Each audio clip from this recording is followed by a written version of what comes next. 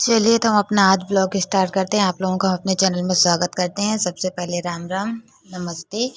और यहाँ पे मैं अभी आप लोगों को बता दूं कि पापा जी के हाथ में ना बहुत बड़ा वाला कांटा लग गया था, जो कि काफ़ी गहराई से तक था। और देखिए पापा कैसे हाथ पे तड़प रहे हैं, एकदम से पैर भी उनके उठ रहे हैं और बहुत दर्द था। और मम्मी निकाल रही थी, निकल नहीं रहा था।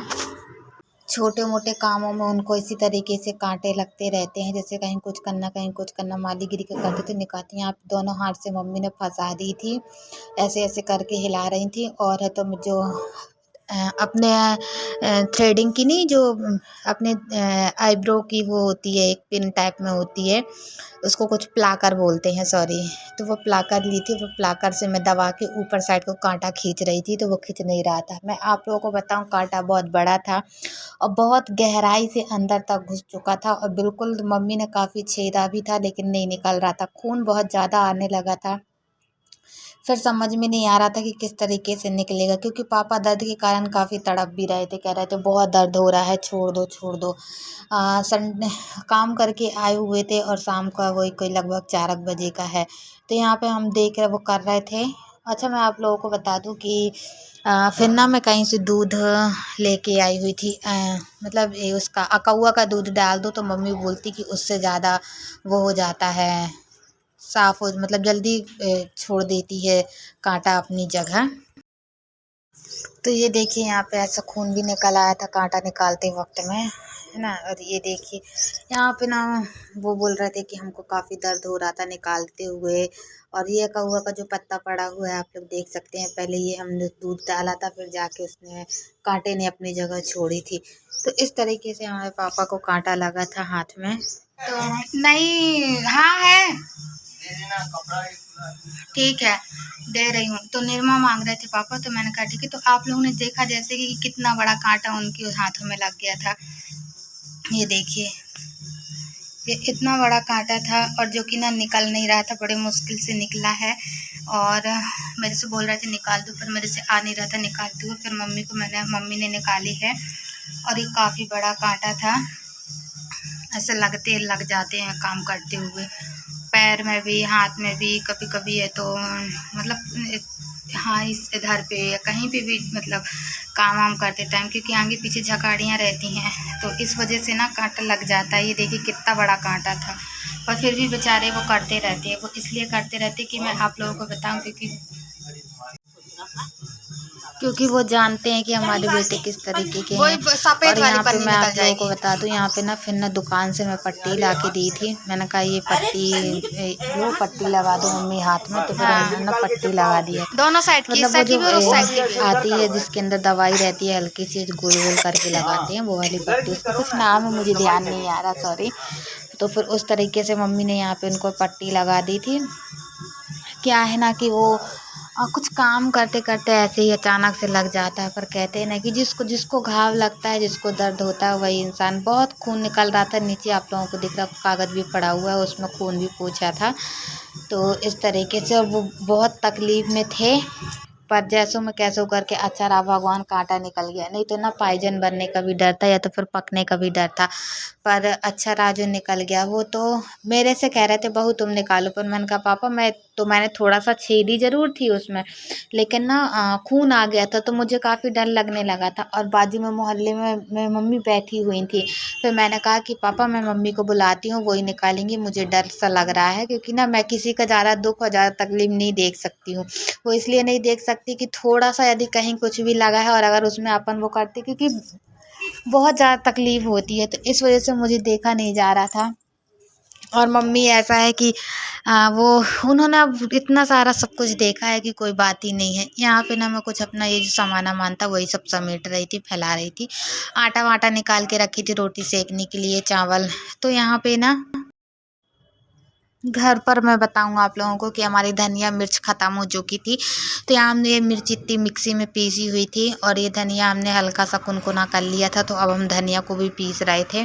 वो इसलिए हम ये कर रहे थे काम, क्योंकि ना धनिया मिर्च ख़त्म हो चुकी थी हमारी। और तो अभी फ़िलहाल इकट्ठा पिसती है, साल भर के लिए इकट्ठी पिसती है धनिया मिर्ची, लेकिन हमारी अभी ख़त्म हो गई थी। तो मैं इस वजह से बताऊँ थोड़ा थोड़ा करके पीस रही थी। मैंने कहा अभी 2 4 8 दिन के लिए तो मैं वो कर ही लूँ, और फिर उसके बाद ऐसा कि फिर बाद में है तो मम्मी पिसवा के लाएगी वहाँ से चक्की से।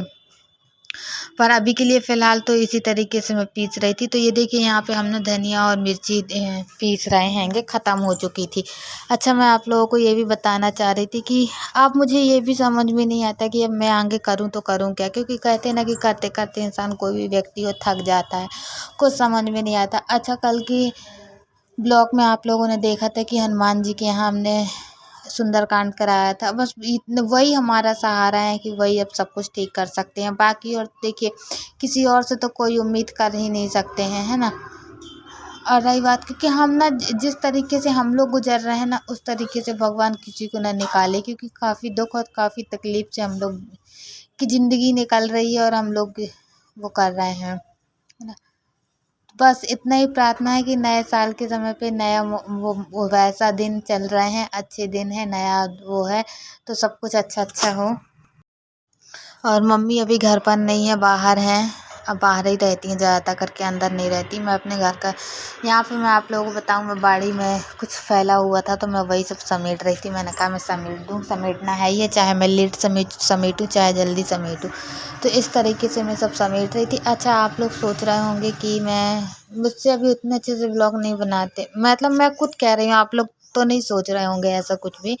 अच्छा, मैं ये भी कही थी, जहाँ पे भी मुझसे गलती हो जाए ना तो उसके लिए मुझे सॉरी, माफ़ कीजिएगा, क्योंकि ना हो जाता है कभी कभी।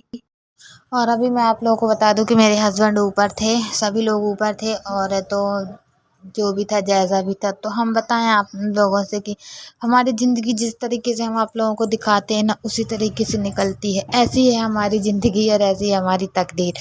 पर ठीक है, कोई बात नहीं। कहते कहते ना धीरज का फल मीठा होता है, तो हम भी अब धीरज बांध के रखे हुए हैं। एक ना एक दिन धीरज का फल तो मीठा मिलेगा ही। पर कोई बात नहीं।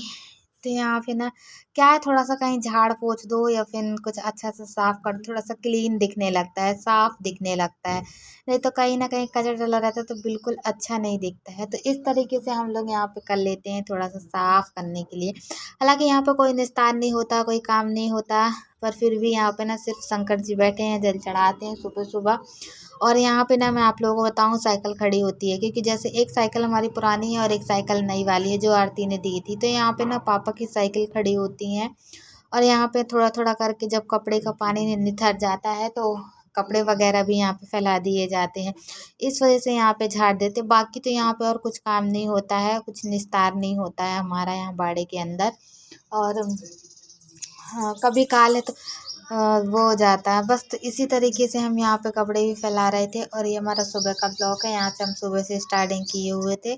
तो आप लोग हमारे ब्लॉग में बने रहिएगा। आप लोगों को हमारा ब्लॉग अच्छा लगे तो आप लोग ज़रूर बताइएगा, क्योंकि भगवान से तो ये कई प्रार्थना है कि भगवान करे बहुत जल्दी जल्दी सब कुछ अच्छा हो जाए, है ना। पर नहीं चाहते कि जब उसकी मर्ज़ी होगी तभी ना सब कुछ ठीक होंगे, उसकी मर्ज़ी के बिना थोड़ी ना कुछ ठीक हो सकता है।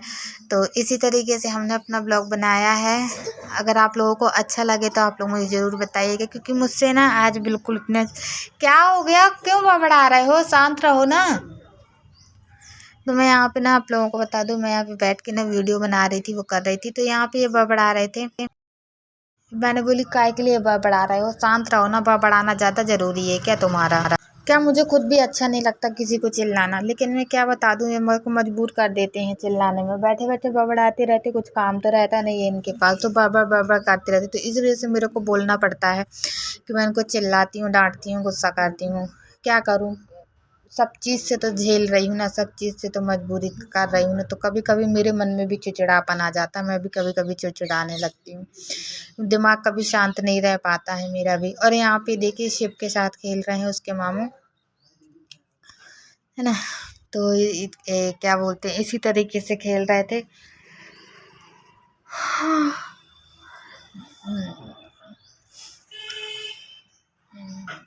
उसको खिलाने की कोशिश कर रहे थे, वो कर रहे थे, कह रहे थे किस तरीके का है। मैंने कहा अच्छा, किस तरीके का खिला रहे हो उसको। और वो भी देख देख के हंस रहा था कि मामू करका रहे हैं, मुंडी हिला रहे थे जोर जोर से, जैसे कि कोई भाव आ गए हैं। तो वो भी बड़े गौर करके देख रहा था। और फिर मैं आप लोगों से बता दूं कि मैं ना यहाँ बाड़ी के अंदर वो कर रही बर्तन मांजी थी कल, क्योंकि अंदर मांजती थी ना अंदर मांजती थी तो थोड़ा सा ठंडी भी लगती थी। तो मैंने सोचा कि मैं अब आज से बर्तन यहीं पे धो लिया करूँगी, क्योंकि यहाँ पे ना बाड़ी के अंदर धूप भी आ जाती है और थोड़ा अच्छा भी लगने लगता है। तो इस वजह से मैंने सोचा कि मैं ये कर लिया करूँगी। तो यहाँ पे मैं बाड़ी के अंदर धुल रही थी बर्तन। पूरे बर्तन जो भी था ना वो मैं सारे निकाल के ले आई थी। और यहाँ पे एक छोटी सी नहानी बनाई थी, जो कि आप लोगों को दिवाली के टाइम पे दिखाया हुआ था मैंने। और तो इस वजह से हम यहाँ पे धुलने लगे हैं बर्तन। अब हम यहीं पे धोया करेंगे जब जैसे धूप निकला करेगी। तो फिलहाल अभी तो मैं आप लोगों को बता दूँ, आज हमारे यहाँ ना थोड़ा थोड़ा सा बदल टाइप में है, धूप उतने अच्छे से नहीं निकली है। अब कहते हैं ना 14 जनवरी संक्रांति, मकर संक्रांति आ रही है, तो इसी तरीके से अब धूप रहेगी। पर कोई बात नहीं, हाँ इसी तरीके से। तो चलिए आज हम यही कहेंगे आप लोगों से कि हमारा ब्लॉग अच्छा लगा हो तो लाइक कीजिएगा, सब्सक्राइब कीजिएगा, ज़्यादा से ज़्यादा लोगों को शेयर कीजिएगा। और आप लोग हमारे ब्लॉग से बने रहिएगा ताकि हम लोगों को भी अच्छा लगता रहे। तो और बस इतना ही कहना था। तो जैसा आप लोगों को अच्छा लगे तो आप लोग मुझे कमेंट में ज़रूर लिख के बताइएगा। तो आज के लिए इतना, मिलते हैं कल की नेक्स्ट वीडियो में। बाय।